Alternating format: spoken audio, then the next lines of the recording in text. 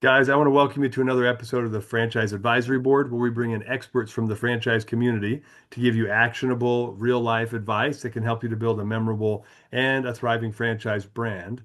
And I've got with me today Mark Jameson. And if you don't know Mark, he's the Chief Development Officer for Propelled Brands. They're a platform company. They're laser focused on helping their franchise units thrive and succeed at the unit level, laser focused on unit operations, unit success. So, and some people talk about that. They're actually all about that, which I love about you guys, Mark. So, welcome to the show, and say hi to everybody for a second. I'll pitch it to you in just a second, but I want to brag on Propel Brands for a moment, if that's okay. Yeah, Dave, first off, thank you for having me. I know it's been hard for us to get here, but I appreciate it. And you obviously should mention we're an amazing client of ClientTether too. So, Well, I wasn't going to, but since you did, I appreciate that. yep, we're Uh, very happy we made that decision a couple of years ago. Yeah, well, likewise. Likewise. Glad you're here. Excuse me. I want to tell everyone a little bit about you, why you're here, and the topic Okay. we're going to talk about. But then we'll give you a chance to tell everyone a little bit more about Propel Brands in case they've been hiding under a rock and Right. don't know you or Catherine Monson. Guys, these Propel Brands. The reason I want to mark on here, and you'll see this as we go through our topic today, is his extensive experience, 25 years in the industry from many different aspects of franchising. But he's been you've been leading FranDev over there for, is it 17 years total? Yeah, I joined the company 17 years ago, and it's actually more than 25, but I don't, Yeah, because let's 17 of just it's been here, but, sheesh. at some point you start to give your age away, and I don't need to do that. No, still young and bright. Right? One of it, we'll make sure that's established today. So the three current brands, because you guys just sold a brand, but you guys have FASTSIGNS, Camp Bow Wow, and My Salon Suite. Always looking for more brands to bring into the portfolio, and in the pets, the B2B, and the beauty and wellness spaces. So guys, if you're in those categories, maybe connect with Mark on LinkedIn, and you might be might be able to join the awesome Well, we team there. appreciate the plug. We want to grow, and we built this platform company and an amazing shared services model based on our success at the 700 plus locations and fast signs, and today almost 1,400 across the three. To keep adding brands to it that fit and that we can drive franchisees' growth and profitability. Yeah. We love realizing, we love helping franchisees realize their dreams. We really do. That's what I love about this business more than anything.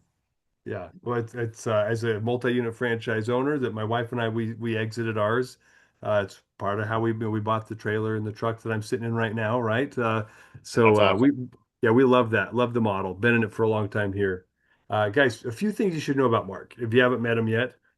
He's been all over, like he's been on stage a lot, leading and being a panelist in IFA convention. He's the chair of the FLDC this year, so if that doesn't tell you anything. The community respects Mark's opinion about what's happening in the space, and they expect him to help guide the content around that event in large part. So, Mark, today the topic is going to be about what's changing in FranDev in the landscape about and how people should be pivoting around that.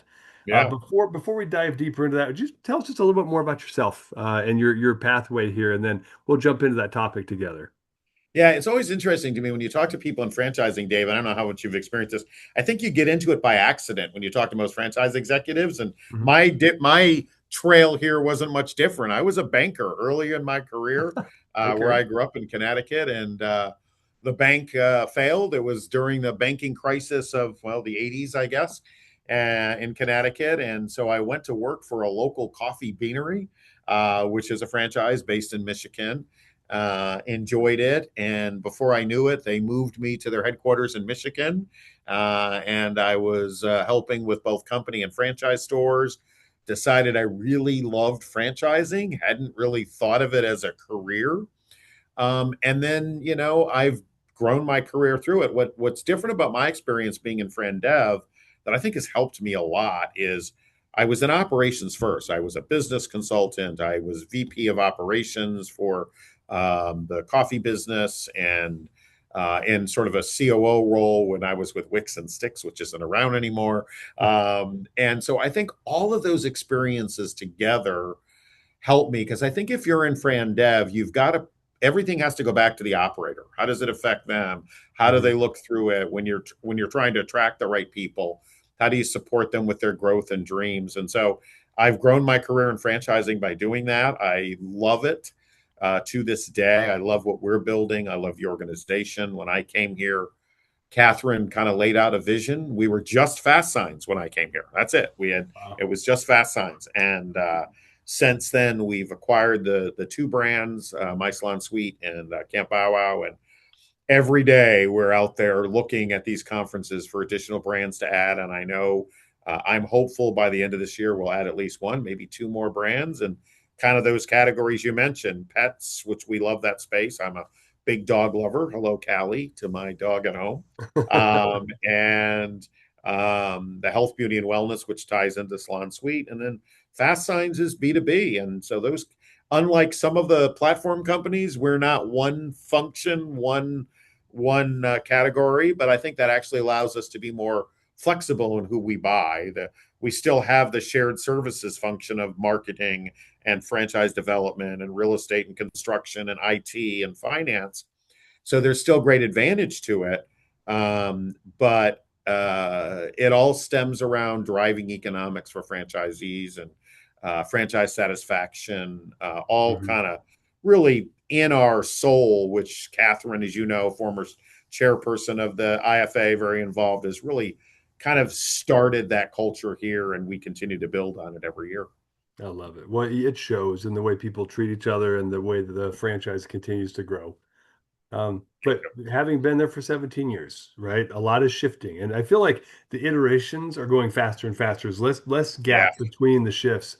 Let's dive into the topic because people right now, lead generation, lead volumes, things are shifting right now. What tell us what you've observed and also maybe kind of your insights into what you think is driving some of the changes in the lead flow process right now. Yeah, I mean, where we like to look at data. I like to say that there are deals in data, and that's one of the things we love about ClientTether. Not to plug you here, that wasn't the intent, but I'm going to anyway. We get a lot of data out of it. We can look at that data. So, for I can think back about the day when lead generation was phone calls, and then it was all web inquiries, right? And then it was trade shows and kind of mixed in the middle of it. And today it's not phone calls anymore. I don't think it's trade shows. No offense to the trade show folks out there. We just don't put the effort into there. But what we are seeing is a more sophisticated franchise candidate that has done their research and done their work. And when they come to us, they've already ruled out maybe some of our competitors or other categories. So that's good news. But it also means you better make sure that your presence on the web and your presence in how AI perceives you is well done, right? And people are going to search for you. And if they're going to do their research before they ever pick up the phone and say, I might want to buy a FASTSIGNS, they've already done the work and the research. And so for us, we strive really hard on making sure that data is out there. We have video testimonials, so important. We have an item 19 in our FDD that we're proud of. Every company we buy, we take the FDD item 19 all the way down to the owner's discretionary profit. We don't just show sales Mhm. because we know people are researching that. And what else has changed? I think, and you and I talked about this a little bit, it's still about that conversation and that relationship. But Yeah. hopefully, the right CRM, the right system, the right people. I love our sales team. Um, are doing the conversations once they get through all of the data that's out there, right? But I'm also a believer in we look at our lead sources every month. Hmm. I get a lot of people say, well, do you do portals? Do you do brokers? Do you do this? I'm like, we do all the above. But I might leave a broker network if it's not performing. That's where the Hmm. data comes in. I might drop a portal if it's not performing, but I might add another portal. I might do direct mail. We do believe a lot in PR. PR works well for us. So it's ever changing to your point. And now, how does this balance with AI is a whole other conversation. Totally. Uh, Yeah. which we're working on some of those elements today, like everybody else is. But I don't think it replaces some of the tried and true. Mm-mm. And I, No. I I think we can't forget that. Yeah, well, and AI is interesting because you mentioned something about kind of your marketing strategy, right? Like you've Yeah, got to go out and make sure you're in the right places so AI is finding your information because savvy consumers now we're seeing, I think 20% of the traffic that hits our website is now through chat tools. yeah, Um, that's a crazy trend, right? Yep. And it'll continue to increase. I think there was the big blast when Google changed its algorithms last Yep. May around there, but where everyone's SEO took a dive and everyone freaked out, and Yep. then but those who are paying attention to answer engine optimization, AEO or GEO, like those are AEIO or whatever it's called. yeah, I feel like Yeah. it's old McDonald, EIEIO. Like that's Yes, just what every exactly. time I Every think time back. I hear that, that's what I think. Same. But you guys mentioned that you're making sure one, transparency, visibility as much as is viable in the franchising regulatory process, right? Sounds like you guys Yes. have decided to put out as much as you can, financials, item 19s, things like If that. AI is going to control the messaging, which it's going to do, right, whether we like it or not, be it just Mhm. through search, it doesn't have to be an AI tool, it might just be search. We need to make sure that we're controlling the message that it's being fed. Yeah. And so we've made big adjustments to our website, and we're looking at it from a what are the questions a candidate asks, and I better make sure that I've got those answers out there. Because if I don't, and we tie it back to the source, I can't just say I'm number one. I'm number one based on Entrepreneur Magazine for FASTSIGNS for 7 years. So now there's a source code to it. So it gives it a better ranking, if you will, in AI. And I think those are things we've all sort of thought about and done, Mhm. but it is so important now because if A doesn't say anything good about you, you may never get that lead. Yeah. So you It's got to have true. all that information out there. And there was a theory I think back where I'm going to hold some stuff back. I want to have something to share, and I want my franchise salespeople to be able to talk about it. Well, now if I don't put it out there and it's not in the domain, I may never get that opportunity to talk to the candidate. Yeah. Well, I'll share a personal experience on that. My wife and I, a few years ago, we bought some franchises, and it's Yeah, hard not to when you're in the space. And I see all the FDDs and work with the brands. I'm like, oof, that'd be a good one. So we ended up buying a couple of territories, but in the process, I had a client of mine who said, if you're looking for franchises, I'll give you 3 territories, zero cost, because I know you guys will blow it up. And I was like, whoa. So I take that to my wife, and and bear in mind, she's a respiratory therapist. She's not an investor, right? So I bring it to her and she's like, well, where's that thing where it talks about how the performance of the franchisees is the item 19? She's like, yeah, yeah, the where's item that? 19. Yeah, And it was an emerging multi-unit, a yeah, multi-concept platform. And I was like, they don't have one. It's not published. She's like, well, there's no way I'm buying that. yeah, Because in her mind, and this is the thing I love, like the cross section of truth as the consumer looking to buy, like she had put a lot of stock in the transparency of the other brands. And to yeah, her, even though I had inside data because they were a client, I was like, oh, I know kind of how they're performing. It was not viable to her. yeah. And that a lot of consumers are that way. If they assume if it's not out there, it doesn't exist, or you're trying to And hide it. or and I we as we look at companies, we've seen it and we're like, why don't you have an item 19? I know you can get it. And it's like if the numbers aren't good, then you ain't gonna post an item 19. I wish Yeah. that it was mandatory. I really do. I wish it was mandatory for everybody. And yeah, I get if you're an emerging brand, the rules have to be a little different. But everybody can have one. Not everybody chooses to have one. And you've got to ask yourself why. Yeah, I contrast that, right? The people that maybe don't want to post it 'cause it's not going great to at Unconference, Brigham Dallas over at Hello Sugar was just talking about that'd be a good brand, by the way. I'll introduce you later. I But know him. Him and I, he was on a panel of mine at Springboard last year. yeah, great guy, It's a super great forward brand. I thinker. love that brand. Yeah. And they're Adam 19. Have you ever seen it? They publish every single annual P&L for every single Yeah. location. Yeah. I mean, and he talks about that. He's like, look, I mean, people are going to go try to find it anyway. You might as well make it easy. And he did mention the AI. He's like, then the bots can find it and they can crawl and they That's can right. report on that too. I'm like, Yep. smart way to be forward leaning. So I just want Yeah. I to, mean, I think you can, we are in the world is different, which is what we're talking about. And my team and I, we talk about it too, is that we can't hide behind anything anymore. Not that we ever should have wanted to, but sometimes you hold back stuff because today it's out there, and if it's not out there, it probably raises more questions to people as to why it isn't out there. Like your wife as a good example. It's like, well, why don't they have it out there? Right or wrong, that gives a bad taste if somebody's knowledgeable. And today, a couple of strokes of the internet, anybody can be knowledgeable about franchising and at least where do I look and what do I look for?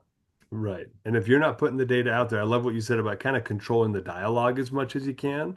But Yeah. if you're not putting good data out that's optimized for an AI bot to crawl and then reference, then they're going to find it somewhere else, and it's probably on Reddit, Yeah. or some other random platform that you aren't controlling the dialogue. So who knows, what they're going to And come up what with.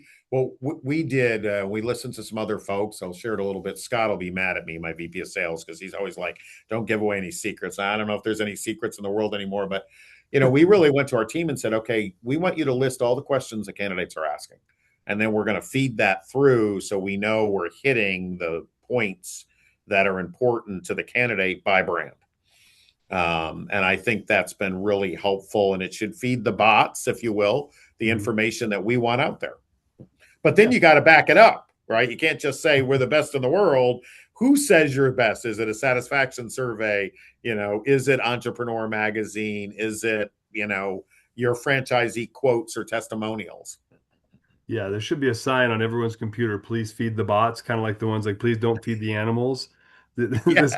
this RV park I'm at, they've got a bunch of bison over in a pen, Oh, and, really? and they're like, stay 6 feet away from the fence. In this case, you want to be in the fence with AI, right? Like you want to be Yeah. actively putting stuff out It's there a good way to in look the, at it.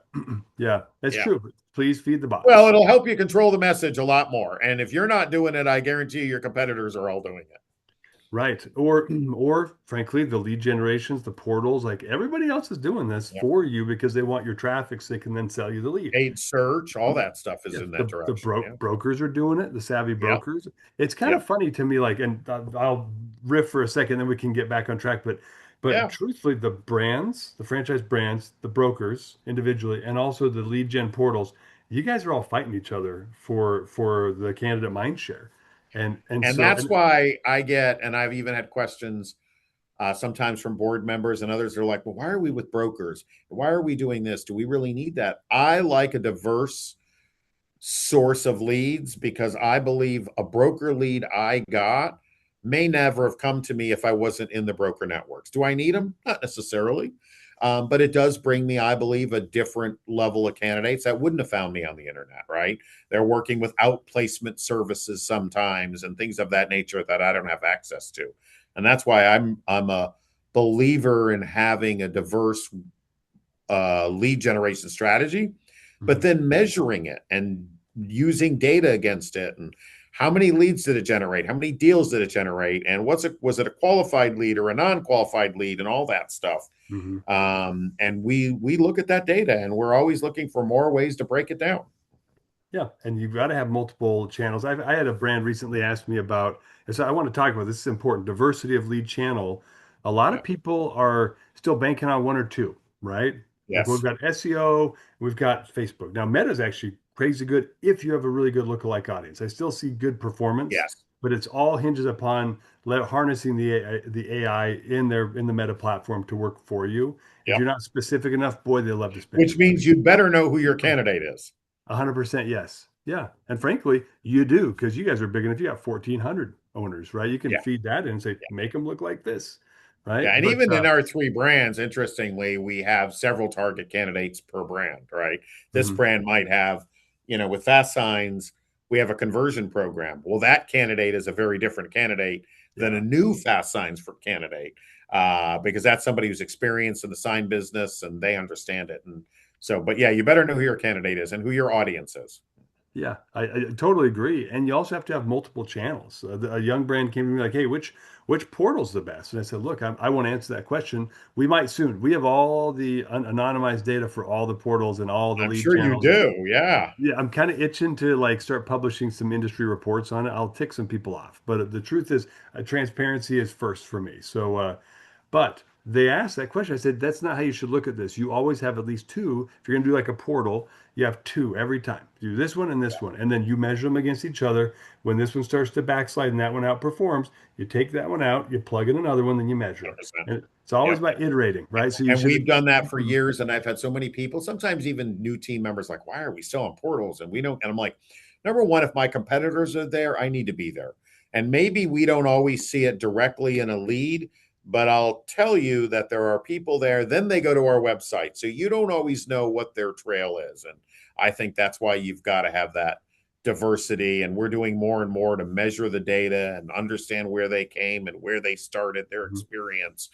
Um, but it is just so important to have a diverse strategy. Yeah, but diverse strategy doesn't do you any good if you're not measuring You got to precisely and measure then it. Yeah, taking action when you see slippage or you see one that just takes off. Dump your money into it. yeah. Reprioritize that one over the other one, and then, until you start to see it And level it off. does ebb and flow. There are times, to your point, one portal, one source, one broker group is the hottest thing, and then all of a sudden, 6 months later, okay, well now it's shifted and it's over here, and we got to move there. So Yeah, I've got a finger on that pulse, but I've had people come back to me months later and say, "Hey, you mentioned this one, they're not doing great at all." And I was like, "Well, just wait, just give it like yeah, 3 months, they'll that's be right. right back." Like, Yeah. but But anyway, that's why, and again, not to keep plugging ClientTether, but I love that we can do that with you. You give us good data, we can review that data, and that is really important to help build a strategy around and to evolve a strategy. And every year we put a budget together, and sometimes I get criticized because I'm like, well, no, I'm not going to say I'm putting it in PR and I'm putting it in portals and this. I need to be fluid. I've got to react when the market reacts. So this is my lead generation bucket. I'm going to spend it in different places based on how it goes. There'll yeah, be some there'll be some have tos. PR to me is a have to, and that you never know exactly what it generates. But there'll be other buckets like portals, like brokers, like sponsorships, like direct mail in some cases, believe it or not, still, and other factors and targeting I'm going to want to move based on how lead flow is going. yeah, and as we've seen this year, like the lead flow dynamics have shifted quickly, right? Yeah, And there are opportunities right now because of some of the big layoffs, because of some of the uncertainty in the yeah, marketplace. So if you have gone the 1990s, early 2000s budgeting strategy, you've documented everything to the T and everything's tied up somewhere. You have no slush fund, no flexibility. Well, guess what's happening around you? Everything's changing. So now you're yeah. stuck. Like that doesn't make any sense to me at all. No. Yeah. So you keep fighting that fight with the board, okay? I support that 100%. I'm sort of Yeah, going, it's like, well, you need to break this out into buckets. Our finance team. I'm like, I don't know where those buckets are going to be. This is the bucket, and I'm going to move it where I need to move it when I need to move it, because I've got to be looking at the data. I've hmm got to be making sure I know where the deals are coming from, and I've got to be able to ebb and flow with that. And yeah. you talked about it a little bit about the layoffs. For one of our brands, layoffs are good because it's an owner operator model, FASTSIGNS. And those people are now like, oh, if I'm worried about my job, I'm going to go buy a franchise. And, they're decent net worth often. Some of our brands, our larger investment brands, it isn't necessarily good because now I'm worried about the consumer and how the consumer reacts. But then there's other times when things can be, it just you have to know who your candidate is and how that changes. And the biggest challenge in an owner operator model for us that we've seen, and I'm sure everybody has, is if I'm investing, a lot of those are 401k investments, hmm right? And if I'm taking my money out of the 401k and the stock market's down, I may be less likely to do it, because now I feel like I just lost money. And do I really want to cash out now, which you have to do to be able to use it? So there's so many variables in what we do in this business. Trying to keep a pulse on it is hard, but it's hmm challenging. And I love that we can be fluid with it. But Yeah. It's know your numbers, know your data, know where it's coming from, where your deals are coming from. yeah, and how much it's costing to get there, all That's those right. things, right? And don't Uh, be I, afraid. Don't get committed to anything. yeah, Don't get emotionally committed. yeah. Hey, I'm going to leave this network. I'm going to go join this network. All of that. Yeah, I was just showing a brand this last week how to look at that data. I was like, look, look at your data. Like, and we looked at all their they worked with I think three different broker groups, and one of Yeah, them was clearly outperforming the other two. yeah, And I've looked in other with other people at the same data, and a different group will outperform another group. Well, 100%. I'm convinced that it really has to do with something that we got to talk about that hasn't changed in this ecosystem of franchise development, which is it's where they have their relationships. Like I know a Yes. group, they get like probably 50% of their deals from FranServe. I'll mention them. Like good group, Yeah. right? I know Yeah. other people get zero deals from FranServe, Yeah. right? And so it really boils down to relationships still, right? We talked about tech, we talked about your CRM, we talked about AI, we talked about marketing. But at the end of the day, Mark, what hasn't changed about the candidate journey and this whole issue of maintaining and developing good relationships? Yeah, I mean, it always comes down to when we review our processes, and we all do from time to time, and some of this at IFA, it's like it still comes down to listening. What is the candidate saying? What do they want? What are those key objectives that they want to meet in their goals? And does my brand fit into that? And or how do I remind them of that? You said you wanted to leave your job because you hated traveling. So then when they get to the end of the pipeline, they're like, yeah, I don't know. I think I'm going to keep my job. Well, you mentioned to me that you were really kind of tired of your job. Do you remember that? Has something changed? And I think that's the old fashioned side of this business, right? Is still listening, still using it, still making sure you're keeping in touch with your candidate. And yeah, you can do profiling tools and all these other things, but it ultimately is going to come down to how you leverage the relationship, the handshake and all of that stuff and build it. We, with one of our brands, FASTSIGNS, we don't do discovery days. We believe we've got a lot of data out there, which we do, and we have a lot of videos out there, and we have a great brand. That one's a more established brand.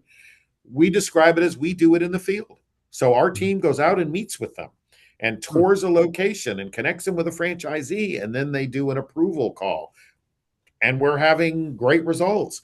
A couple of other brands, we don't do that. We feel like they need to come in and they need to, with Camp Bow Wow, we want them to go to Discovery Day because we take them to a camp that's a corporate camp at our headquarters in Colorado for that brand.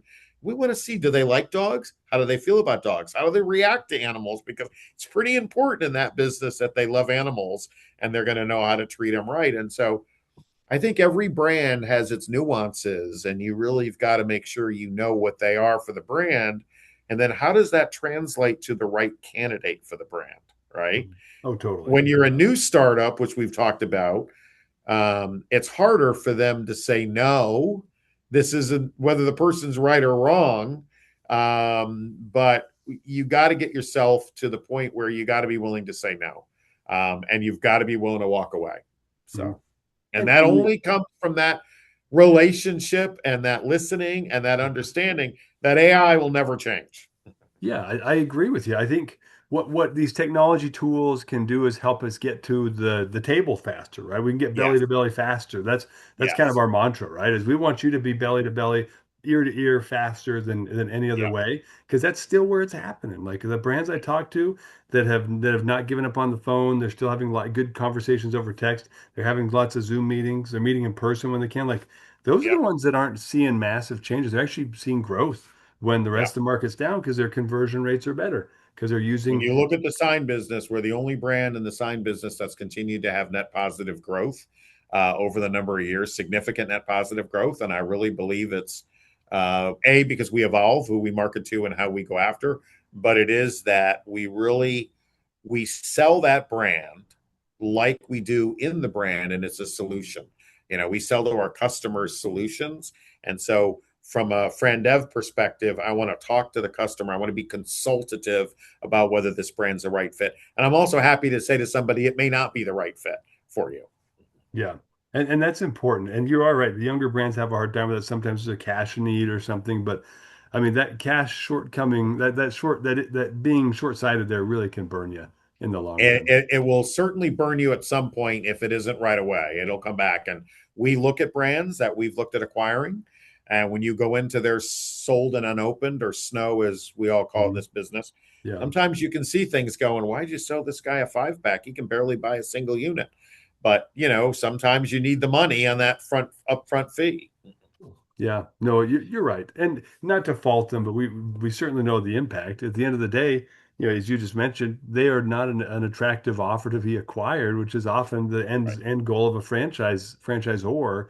So you got to, I tell people, just think 5 years down the road. Every Yeah, person that's you're right. talking to, Yeah. do you want them in the trenches next to you in a foxhole with you? And if not, say goodbye. Let them be Yep. somebody else's albatross. Yeah. Yeah, 100% agree. yeah. 100% agree. Well, so let's shift gears a little bit. So we've talked a little bit about the marketing landscape, AEO, all the EIEIO, whatever you want to call it. We've talked about like the relationship, like building deep-seated relationships with people is a really it's still a staple of franchise development. What 100%. Talk to me a little bit more about what you're seeing shifting around the technology landscape. What are things that have remained constant that are still important, and what are some of these other elements of technology that are helping you get belly to belly with people faster? Yeah, it's interesting. I mean, I think it is evolving. We're testing some things in AI that we Hmm. hope will allow us to make sure we know about the candidate. We're in front of the candidate when they need to be.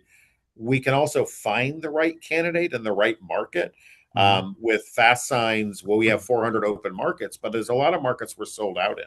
So, how can I go into that market, identify the people that are looking for franchises or have like businesses, that look-alike audience almost, that makes sense? And we're Hmm. getting ready to test a tool that I won't talk about yet because we haven't tested it.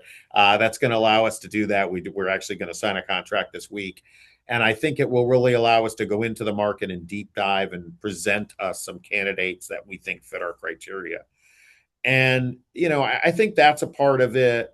Um, I we really need to, one of the things we're always talking to our team about is having the deep conversations with the candidate and deep diving on their application and what it means and where is this numbers coming from and understanding their financial side of it, because I don't think a lot of franchisors do that. Hmm. And we're pretty quick to say somebody's either qualified or they're not, or they need to bring in a partner or they don't. And I think others sort of just take all that for fact. We also really try to make sure when they get to the process with us, they already have a lending pre-approval letter, or they've already talked to, in our case, we use Benetrends, Hmm. one of the 401k financing companies, to make sure that they've got that all lined up. So we're doing our due diligence while they're doing theirs, and we're guiding them through that process. Hmm. And I think that is driven a bit by technology too, because I've got to pull that together. I've got to make sure it's a right story to tell. And hey, how are you going to take care of your family for the first 12 months while this business is ramping? Yeah. Right? That's not something technology is going to tell me. They've got to look through it and go, wow, I hadn't thought of that. And you'd be surprised. My living expenses are X. I don't care what the model is. You don't make money in day one or two or three. It takes some time. And so, how are you going to do that? Because your lender isn't going to want to fund your lifestyle. Is that a Hmm. spouse? Is it another income? Is it savings? All of that. And I think those are conversations. That's back to that conversation, Yeah. right? Um, Hard to have that conversation if you don't have a good relationship with somebody, right? Because talking about yes, money stuff. I mean, I don't talk to I've talked to some of my best friends about money stuff. A few of my right. deepest friends, I will. Like we talk about it all the time, but like Yeah, usually, so you got to have enough trust at the table that they are willing to take your advice too, and not be offended when you say, you need 40 grand a month to survive. Uh, let's yeah. talk about this for a minute, dude. Like, how are you going to do that? Time to sell the Maserati, like whatever that takes, like. And or I want to buy a 3-pack. Well, I'm sorry, you qualify for one. We'll be happy to talk about two and Mhm. three once you're up and you're proving maybe you can fund it out of the first two, but we're not going to sell you the 3-pack in hopes that you can do it. You're going to have to show us that you can do it. And look, my job is to sell and to grow. And I'd love to sell everybody a 3-pack or a 6-pack or whatever. But if it's not right for them, I also know that in the end it's gonna hurt the relationship. And so those are things you can't get from technology. But it just comes back to asking the right questions and being engaged with the candidates and building that trust, as you said. Mhm. Yeah, no, I appreciate it. Tell me, there are a lot of tools out there that are pretty popular that are kind of profiling tools or trying to assess somebody's readiness or their even background screening, or there are a lot of cool Yeah. tools out there that have AI enablement inside of them. What have you guys found, or what do you guys find helps you? Do you guys use profiling tools at all with candidates to try to understand what their psyche Yeah, is before it's you? interesting. It's been a debate here, and we've had a lot of conversations. We don't use profiling tools. Um, Interestingly, we do when somebody becomes a franchisee, so we can understand how they need to be supported and helped. But we certainly, when we deal with brokers, they bring us a profiling tool. But I'm we don't want to rule somebody out based on how they filled out a form or how they went through a profile.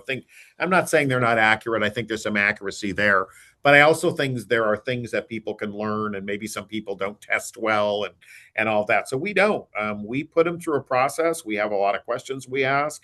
We Hmm. also want to make sure they follow our system and our tools and our process. So if Yeah. somebody says, I'm not going to do this, I'm not going to give you my wife's information because we require a personal guarantee, then we're going to rule them out. Like, you need to be cooperative. And if you're not going to cooperate during my sales process, probably not going to be a good franchisee. And Yeah. you'd be surprised that people push back and go, well, I said I'd give it to you when I'm ready. I'm like, but we want it now because we want to be able to assess you. While you're measuring us, we're also measuring you. Yeah. And you'd be surprised. I don't want to get to the end and find out they're not qualified or they're not going to cooperate. So I think for us, the profiling tool is as much as, are they following our system? Are they Mhm. reviewing the documents we're sending them? Yes. When we schedule an FDD review call, have they thought about it? Do they have questions? And so I think our team is really good at trying to understand it. Then we do an interview call with Mhm. myself and typically our brand president. And that's a real interview. It's kind of, here, we're going to ask you about, you're going to ask us questions and it's your chance, but I'm going to ask you a question. How do you build culture in an organization? Mhm. How do you entrust your employees? Tell me about sales. This job really requires you to be engaged in sales. You haven't done that. So tell me how you're going to be out there selling. We've certainly turned down people based on those questions and events. And so that's the profiling tool for us, is following our system, engaging with our management team, and making it a two-way street in the interview process. Yeah, I love it. I heard a great statement once that the best predictor of future behavior is past behavior or present behavior. And Yes. so if you want to find someone who's going to follow the systems and build a Yeah. franchise, not try to go off the rails and be a true entrepreneur on their own, probably the best indicator of that is how well they following your current process. I think that's Yeah, brilliant. and I heard somebody, and we used to do this with because we don't do discovery days with FASTSIGNS. We do with some other brands. Taking them out to dinner sometimes, seeing how they treat people at dinner, Yep. and all of that is sometimes eye opening. Mhm. So I Mhm. think, look, this is almost like a marriage, right? It can be longer for some people, and so you're really dating to determine, is this going to be a good term fit? And while I'm not running the brands, we have brand presidents for that. I don't want to turn somebody over to them and have them go, what were you thinking? Like, Mhm. great. He had a great profile, but this guy turned out to be a real horse's, what. Everything we asked him, he acted like he knew it all. And, what we always talk about is successful franchisees are, I always like to say, they're engaged in three ways. This paper says, what does it take to be successful?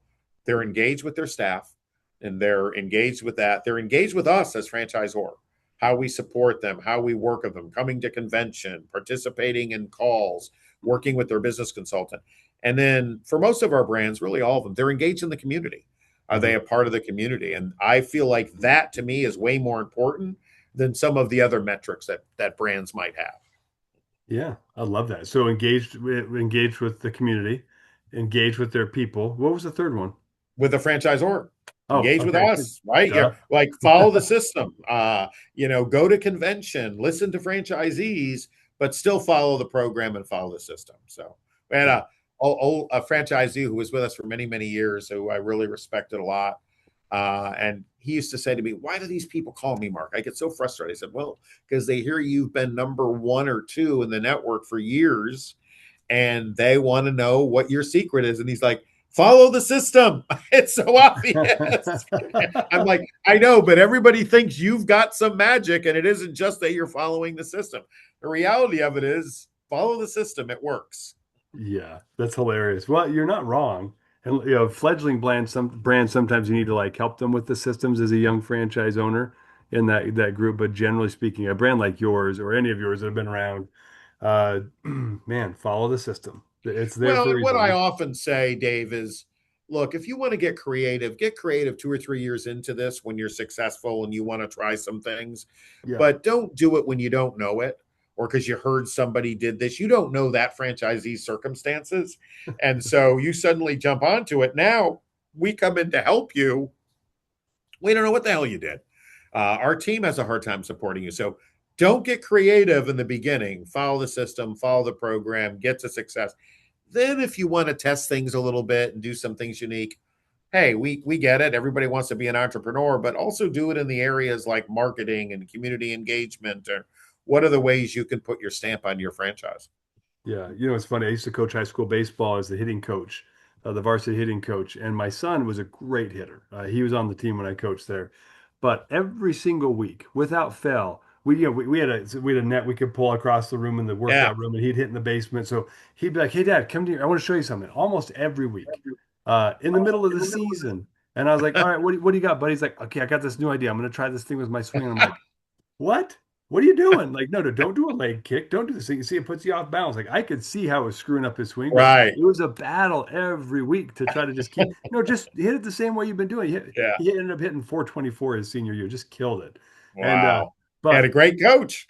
well, he had a coach that kept reining him in. Like the fans were like, no, no, Yeah. no, there's a system. Follow the Yeah. process. Stick to the basics. Yeah. It's Yeah. I There's a think place to get creative, but when there's a system in place, which is a franchise, that's not really the place in my mind.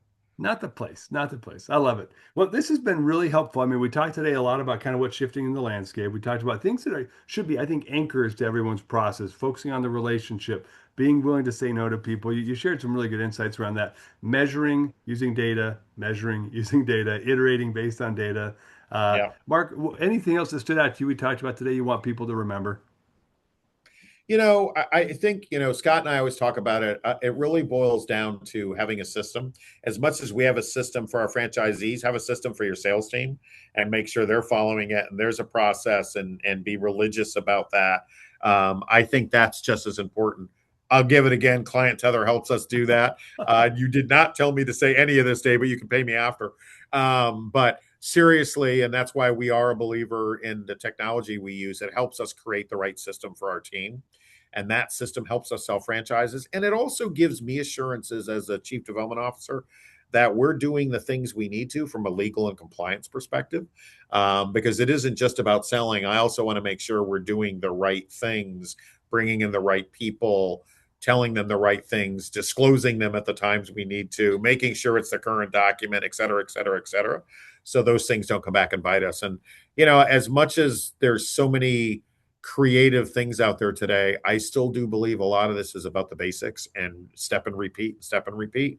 Hmm. So, Yeah, it really is blocking and tackling. Kid, and those are I some love your analogy with your son. I think that's a great analogy, right? He wants to get creative, he wants to do these things, but at the end of the day, the basics really is what's going to get you across the plate.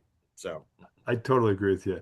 Well, Mark, you've been fantastic. Sounds like, guys, if you want to connect with Mark, LinkedIn, come to FLDC. It's going to be yes, if you're October 6th to the 8th in Atlanta. Please come to FLDC this year. It's going to be an amazing, and I'll say, since you give me a little bit of a plug there, we're focusing this year on it being more FranDev, not just sales. So we're encouraging construction and real estate people and the whole FranDev team to come, what I call lead the lights on. So yeah, beautiful. No, that's because some of the times we talk about the Fran Dev processes only being lead follow up, disclosures, that's right. franchise award, but there's so much that touches that process, especially when you're talking about like a build out. That Yes. I think they get under overlooked a little bit. So Yeah. awesome. If you don't already have it on your calendar, guys, Client Tether will be there. We're there every year. It's an Yay. incredible event. And Mark, I'm excited that you're the And if we can chairman this help year. answer any questions for anybody about ClientTether, call me or Scott Cooper, our VP of Sales, because we truly are loving it. And I appreciate everything you do for us, Dave. Yeah. Well, I sure appreciate you. And thanks again for making time today. It's been a pleasure.